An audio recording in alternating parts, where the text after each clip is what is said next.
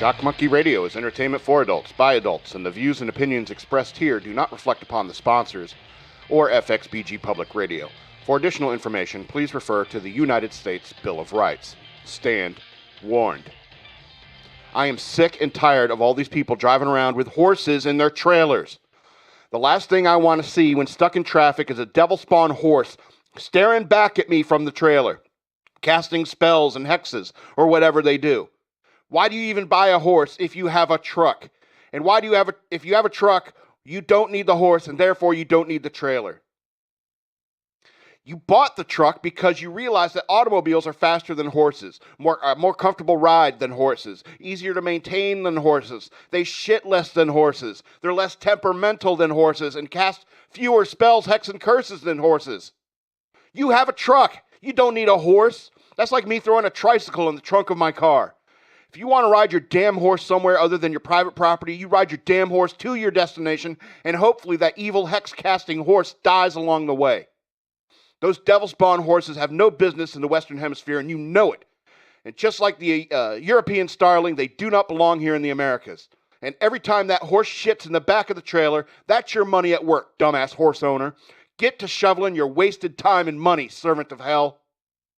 Hello and welcome to Shock Monkey Radio. I am your host, the Madman.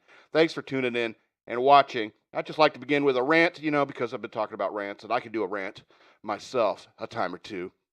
Those starlings were a gift. Those starlings were a gift, but they ended up being a scourge on the United States. Anyway, so I want to remind you that I have a YouTube channel. If you're watching on YouTube, thank you. Like, share, and subscribe. Go search for Shock Monkey Radio on YouTube. I would appreciate it. I also have a Patreon. Go over to patreon.com/shockmonkeyradio. Become a patron. I would appreciate that. You can also advertise there on Patreon. Advertise on this show. Also, I have a Cash App. You can use the hashtag Shock Monkey Radio, as you see right here. Hashtag Shock Monkey Radio if you just want to send me money and a note. Or if you want to email me, you can use the email below, madman@fxbgpr.com. Thank you very much. What are those nerd predators like? Now, hear me out. Predators in the movies are always the warriors, the hunters, the jocks. And by all accounts, they are well-versed in fighting and killing with and without their impressive technology. But there had to have been some nerd predators at some point to invent the light-bending cloaking technology, or their spaceships, or their shoulder lasers, and all the other wonderful toys that predators have. And if you noticed, predators have those long claw fingers. Not really helpful for delicate work like building electronics or designing weapons. So I figure that there has to be some nerd predators back on their homeworld who probably get frequent manicures and get bullied by the jock predators that we see in the movies. So considering that the jock hunter / warriors obviously drive the culture of the predators, I think it's obvious that the nerd predators exist somewhere behind the scenes. The bullying that they endure must be crucial, all things considered. But if there was some war between the nerd and jock predators, inventing the technology I mentioned could have given the nerds the edge over the jocks, and eventually a peace was brokered between the two factions so that the jock hunters can use that tech in the movies and comics that we all know and love. I may be getting their culture all wrong. I don't read the comics. I'm not a fan of Dark Horse. Okay. Moving right along. Excuse me, I have heartburn. The only thing that's been helping is beer. Burping after drinking beer. Heartburn's just rough. Yeah, we're all good. All right, everyone gather around. Gather around, take a knee. You in the front, take a knee. What the hell, Major League Baseball? Why did you move the All-Star game? Baseball is fucking sacred. It's nonpartisan. And when you do something like this, you sully the purpose of baseball. Who you vote for has no bearing on your earned run average. Republicans are better pitchers. The Democrats make better infielders. No one has ever said such nonsense. When companies and organizations like the MLB start inserting themselves into politics, we the people need to set them straight and shove them back in their lane. You are the MLB. You worry about baseball, and not even all baseball. Just Major League Baseball and the farm system, obviously. Stay in your lane, Rob Manfred. just because the mainstream media is failing to take its important job more seriously and being so biased does not give organizations like MLB and Coca-Cola the right to insert themselves into political discourse. You want to think that 1960s racism and Jim Crow laws are still a thing in America? That's fine. That's your delusion. That's your conspiracy theory. That's your failure to grasp reality. But we will not reorder all of reality to fit your erroneous narratives. But I am not saying we are all blameless. This is a team sport, America, just like baseball. And it would be incorrect to only blame the infielders or outfielders or pitching staff. It's a team effort, and I think this all started to go wrong after September 11th, 2001. After the events, the horrible events of that day, all professional sports started adding all sorts of shit into the games, specifically the national anthem. Gigantic American flags, color guards, Celine Dion singing the national anthem, fighter jet flyovers. I even think the Nationals did a God Bless America song during the 7th inning stretch of all games. At the time, none of us, including myself, thought there was something wrong with adding something patriotic or nationalist to our amusements. But I was wrong. We were wrong. After 5 or 6 years of this, Colin Kaepernick started seeing it for what it was and decided to take control of the conversation that had no business being in professional sports. He started sitting and then kneeling during the national anthem. And there was so much outrage. But honestly, politics has been trying to insert itself into professional sports even long before 9/11.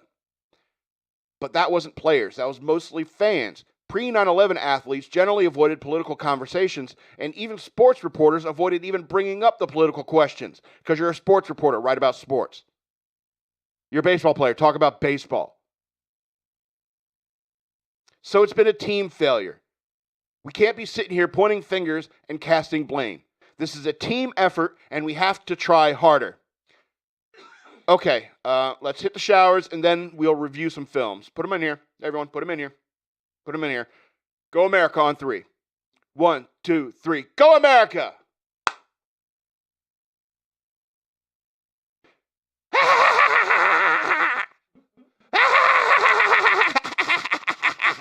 That's my Kamala Harris impression. Now let's talk about our vice president's weird, nervous laugh for 1 minute. Putting aside her party affiliation and her awful policies and politics, let's put all that aside. Let's put all that aside and talk about what the cackling is really about. It's been a long time since we've seen a major player in our government with such an odd, nervous tick. Just like Doc Brown said in Back to the Future, of course the president's an actor. He has to look good on television.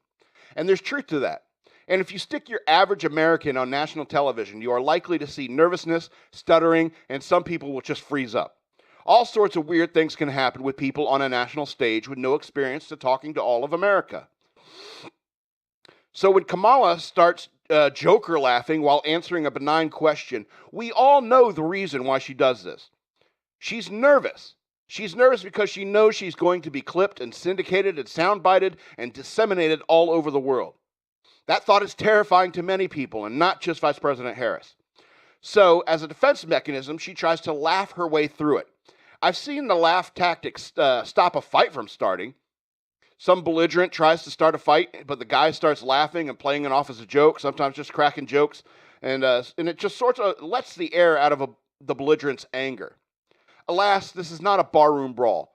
This is the office of the Vice President of the United States. The mainstream media has been fairly kind to Kamala about this weird nervous tick. After all, we all know what's going on there when we see it. And for the most part, we let it go because we have a supermajority of Americans that have compassion and sympathy in their hearts, even for people we find weird and off-putting with their various idiosyncrasies. So pat yourself on the back for that one, America. Of course, her position is usually one that doesn't really matter.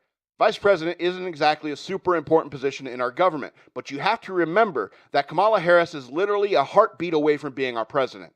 If, God forbid, something happens to Joe Biden, all of a sudden, Kamala's weird nervous tick would be in the news cycle far more often. Seeing as how the media covers Biden's trailing off and screwing up reading teleprompters and stuff, we all know the biased media will try to avoid her cackling and probably edit around those laughing fits. But keeping politics out of it, most of us are kind and polite enough to see past such a foible.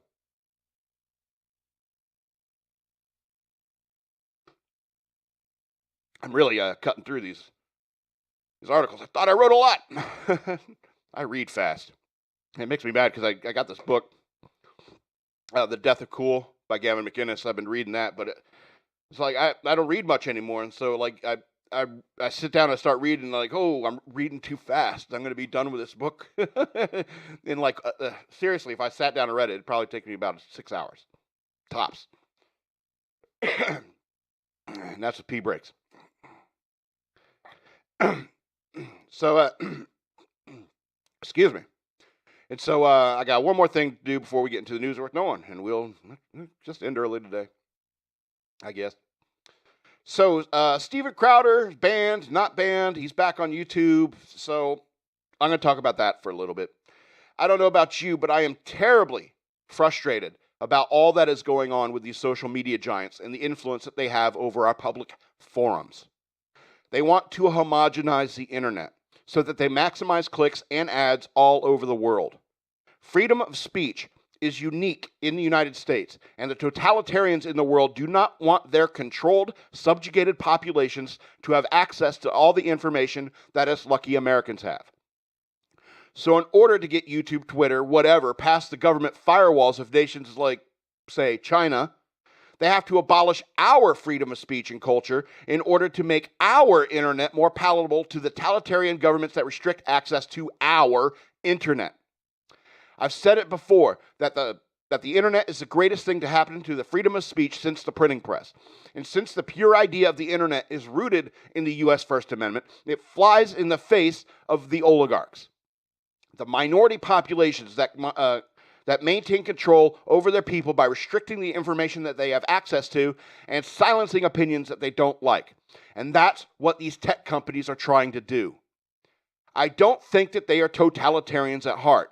I think they just want those ad revenue dollars from those non-pro free speech nations without having to create a separate website, separate router, separate algorithms to jump through the hoops of each nation's propaganda preferences. The internet is an important technological tool that even these nations like North Korea need access to in order to keep up with the technological race that nations have been competing in since the dawn of time. China doesn't want us talking about Hong Kong, but they also like basketball. So basketball has to conform to China's will here in the United fucking States so that they can still reach that Chinese market. Fuck China and any nation that doesn't believe in the freedom of speech. And we should not allow our internet to be turned into a propaganda tool for those tyrannical nations. This is way bigger than Steven Crowder, and he knows it. That's why he's fighting so hard. That's why we should all be fighting so hard. This is modern warfare, information warfare. Support Steven Crowder if you can. Join the Mug Club because he's fighting on behalf of himself, of creators like myself, and the First Amendment. And if you could, go to my Patreon, patreon.com/shockmonkeyradio, and become a patron. I would appreciate it. You can send me some money too, Steven. Anyway, cruise. Seriously, that was like, it had to have been like 800 words. It took me 16 minutes to say it. Anyway, let's go ahead and get into the news worth knowing.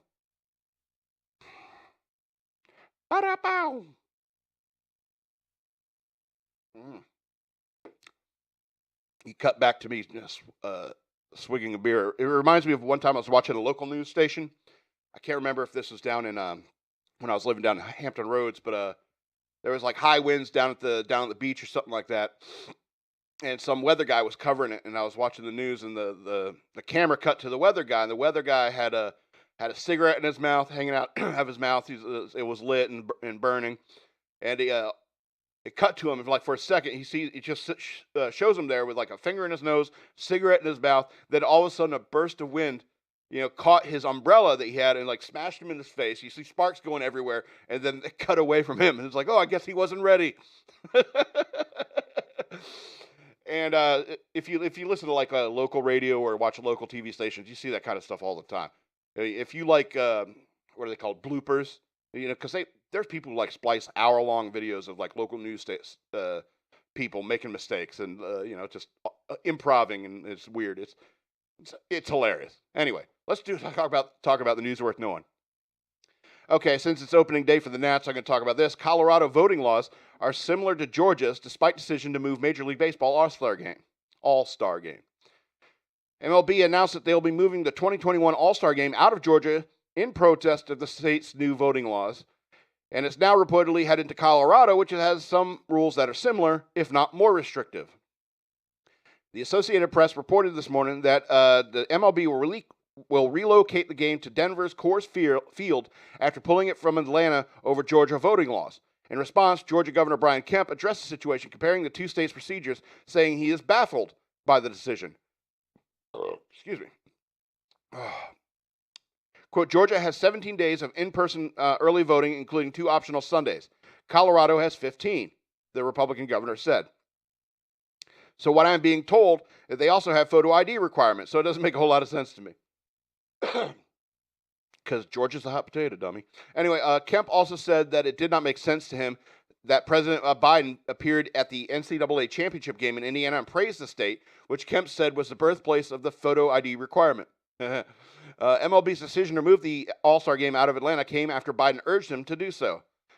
So hypocritical, Kemp said. As it turns out, Colorado also requires voters to show identification when voting in person.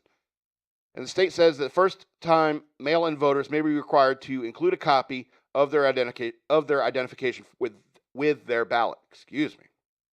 This is not far off from Georgia, which requires identification for in-person and absentee voting, although Georgia requires proof of identity of all absentee voting.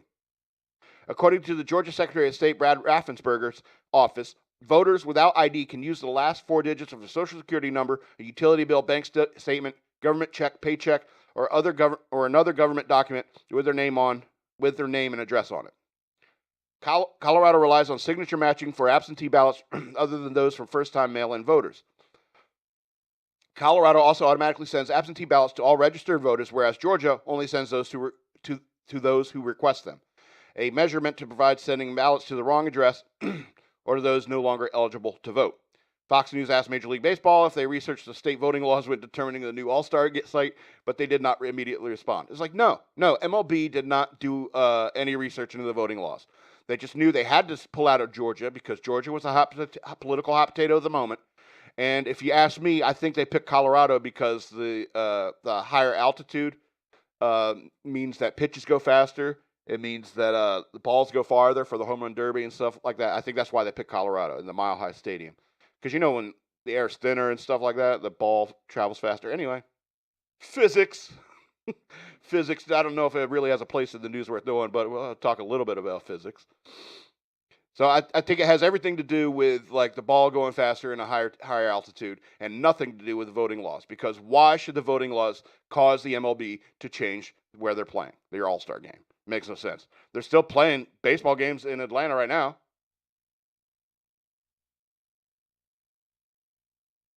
What's the fuss about?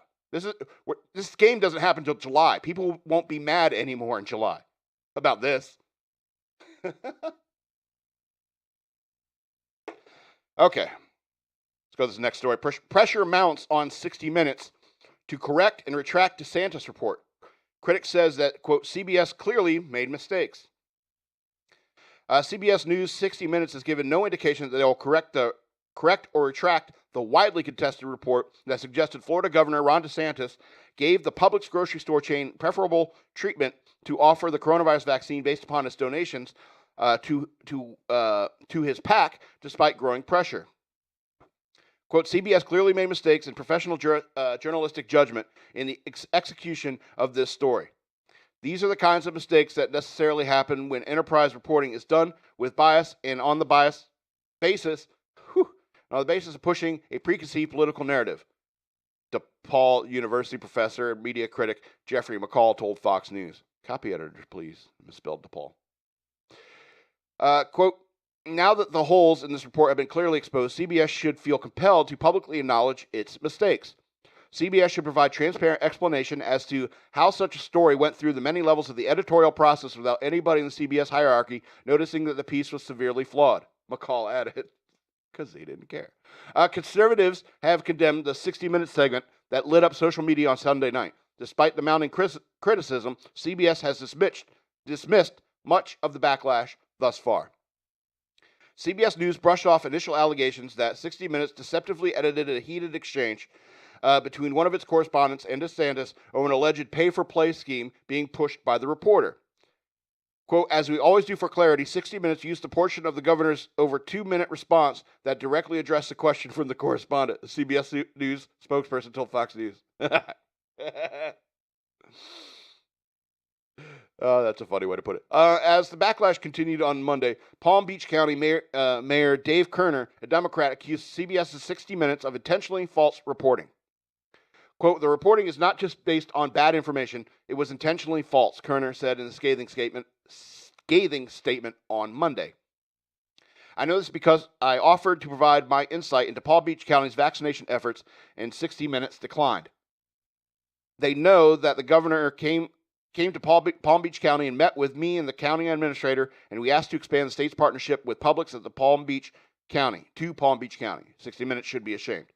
But CBS News downplayed Kerner's statement, pointing Fox News to a tweet sent by Palm Beach County Commissioner Melissa McKinley, who disputed Kerner's statement. McKinley works for Kerner, a CBS News spokesperson said. CBS News has declined to provide additional comments. Is DePau? Is it DePau? P-A-U-W? DePau? A-U-W? I wonder if it's spelling, maybe it's a spell check and I missed it. It's like, I don't know. Maybe I'm getting it wrong. Maybe it is DePau. Anyway, DePau feels doubtful that CBS will do any sort of honest public introspection regarding the statement. The establishment media are comfortable in allowing the credibility, this is a quote, establishment media are comfortable allowing their credibility to suffer while pushing agendas. The sad thing is that millions of people saw the original flawed report and will never know the proper context, McCall said. The situation with CBS and DeSantis fully demonstrates why public confidence in the media is cratering and how the establishment media are failing to provide the measured information needs of the nation. But there's more to this, but I think we covered it. If you don't know what happened with this thing, it's 60 Minutes clearly edited this clip of DeSantis, making it look like that he was wrong and didn't just being a dick. But here's the thing. CNN came up with the phrase "the most trusted name in news" when that phrase was true. There was a point when CNN was the most trusted name in news, but slowly over the years, they have tarnished that title or earning that title. It's the same with like the Washington Post and the New York Times. These publications of record, as they say. When they stop being when they start being biased and partisan, that only tarnishes their record. The freedom of speech includes the freedom of the press. All right, the First Amendment includes the freedom of the press, and I don't think that I would never say that like CNN needs to be pulled off the air because of what they're printing. 60 Minutes should be pulled off the air because of what they're saying or how they're editing. Absolutely. It's like, hey, I love that show, A Current Affair. It sounded like it was a news show. They played it like it was a news show, but it wasn't a news show. It was straight up yellow journalism, and I have no problem with that. I have no problem with yellow journalism. But if you want to maintain the 60 Minutes level of street cred, you gotta maintain that benchmark. You gotta maintain that benchmark of impartiality. You start all these organizations, these news organizations that start becoming partisan and start taking a side on issues, you're going to lose a lot of people. You're going to lose a lot of people. And this is why old media, legacy media, like 60 Minutes and stuff like that, is falling to the wayside. And why more people are getting their news from other news sources like maybe Tim Pool, and like, it's more infotainment. People like me, like, grew up in an era like watching news, like grew up watching news like on the Daily Show. I'd rather have infotainment, than the cold, the cold and objective, unbiased news. It's so boring. It's so dry and boring when it's cold and unbiased. But, we grew up in that era of Jon Stewart on the Daily Show. Yeah, he was a liberal. Yeah, but, the jokes weren't funny, and they weren't. They were funny. Excuse me. The jokes were funny, and the humor was accessible to everyone, not just right or left of the aisle. One side or another. And now you're talking about like the Trevor Noah and stuff like that. And it's like the jokes are intentionally written only to please one side of the aisle. All right, and so it's okay to have these infotainment sites or these these news organizations like 60 Minutes and write whatever the hell you want. I really don't care. I'm all for it. I think that's all covered in the First Amendment. However, if you tarnish your own reputation by playing partisan games, you're going to lose viewers. You're going to lose subscribers. You're going to lose people. That's free market journalism, if you ask me. So, just bear that in mind. Anyway, let's go on to this next story. All right, this is interesting. North Las Vegas mayor leaves Democrat Party to join the GOP. That's the Grand Old Party. That's the Republicans. Says he can't stand with socialists. I didn't know you could do that. All right. After being elected as a Democrat, North Las Vegas Mayor John Lee said on Fox and Friends Tuesday he is switching to the Republican Party. Lee argued that the Democrats' elitist and socialist agenda is not one he could stand with anymore. Then it has a long quote of what Mayor John Lee said. This joint operations, this is what Mayor John Lee, They had an election recently for leadership, and 4 of the 5 people were card-carrying members of the Socialist Party. It's not the party I grew up with 25 years ago in this environment. It's just not a party I can stand with anymore. The working class or working men and women of this country, and also the small business owners, are not a part of the conversation anymore. It all has to do with the elitists, and it has to do with the socialists. That is not the agenda that I have in mind for this country of the future. When you're a pro-life Democrat, a pro-gun Democrat, and you're a very conservative person, it's not really well known in the Democratic Party anymore. And so for me to hang on as long as I did, hoping the party would change, it didn't. It got worse. So therefore, I found a new place where I could put my allegiance to and help. Once again, forget about the last 8 years. It's the next 4 years that will predict the future. Okay, that's one way to say it. But yeah, he's just a mayor. But that being said, first of all, I didn't know you could change parties once you get elected, because that's a game changer, if you ask me. I didn't know you're allowed to do that. But at the same time, there's tons of Democrats who are reasonable Democrats that don't want to. They want to hold on to their guns. They may be liberal socially, but conservative, realistically, logistically, so conservative. Fiscally conservative, and you can still be a Democrat. Absolutely. But if a bunch of radicals are taking control of the culture of your party, then absolutely switch over for a little while until the Democrats come to their senses and kick out all these radicals that have been leading the conversation in their party. Anyway, let's go on to another baseball story. Texas Governor Abbott on why he declined to throw out the first pitch at the home opener. So Texas Governor Greg Abbott said on America's Newsroom Tuesday that he did not throw out the first pitch to the Texas Rangers home opener because Major League Baseball engaged in a political malpractice by pushing a false narrative about the Georgia election reform. Now, the following is a quote from Greg Abbott. I could not associate myself with Major League Baseball that had gone out and done something that was absolutely ridiculous. It was taking positions with regard to these voter and election laws in the state of Georgia, where clearly Major League Baseball had not read or studied it and did not know what those laws provided. The MLB was basically boycotting the state of Georgia. that has laws that are more lenient for voters than the state of New York, then the state of Delaware, where President Biden hails from himself, and not knowing what the laws provide, not knowing that the laws actually did not crack down, but instead expanded the ability to vote. It is ridiculous that we have some of these organizations that know nothing whatsoever about what the law provides, but they're injecting themselves into politics in ways that are just flat out wrong. And I refuse to associate with an organization that is taking political positions when they need to be focusing on baseball and on opening day for the Texas Rangers. And they shouldn't be engaged in politics like that. It's the last thing we want for them is to be engaged in politics in the state of Texas. And what they did is political malpractice. And I have to agree with Governor Abbott on that. I don't think that like protesting or like boycotts is ever a good thing to do because screw you, I'm not giving up baseball. I don't care. I don't care how political it gets. I'll deal with all the SJW commercials and stuff like that as long as baseball remains baseball and I can still watch a baseball game. All right. I'm not going to boycott MLB. All right.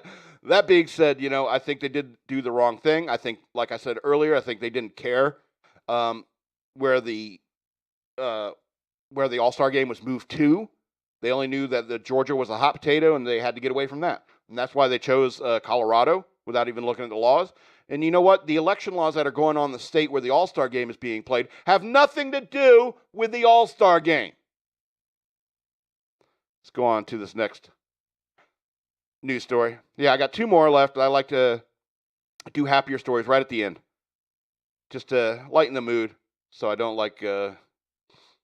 run into a horse trailer on the way home out of anger. So, okay, this next story: Missouri sheriff denounces trespassing following TikTok tour of $1.6 billion ghost town. The Stone County Sheriff Office in Missouri has warned the public to avoid Indian Ridge Resort amid reports of trespassing. The unfinished resort community in Branson recently went viral on the video sharing platform of TikTok for its haunted history, apparently inspiring locals to check it out for themselves. Though the deserted land of McMansions is old lore to the Show Me State, there's got to be a better way to write that sentence. Though the deserted land of McMansions is old lore in the Show Me State, lawyer Carrie Jernigan recently retold the story in a TikTok tour posted last month. Jernigan explained that the real estate fraud scheme was carried out in 2006 when developers tried to get loans for an ambitious project called the Indian Ridge Resort Community. The 900-acre project had a $1.6 billion price tag and promised residential townhomes and condos, a huge hotel with the second largest indoor water park in America, golfing, a marina, and Native American History Museum. However, the construction of Table Rock Lake crumbled in 2008 when the government caught onto the suspicious activity. The spooky site has sat abandoned ever since. Though Jernigan's tale has since been viewed over 15 million times online, the Stone County Sheriff didn't mince words in urging the public to stay away.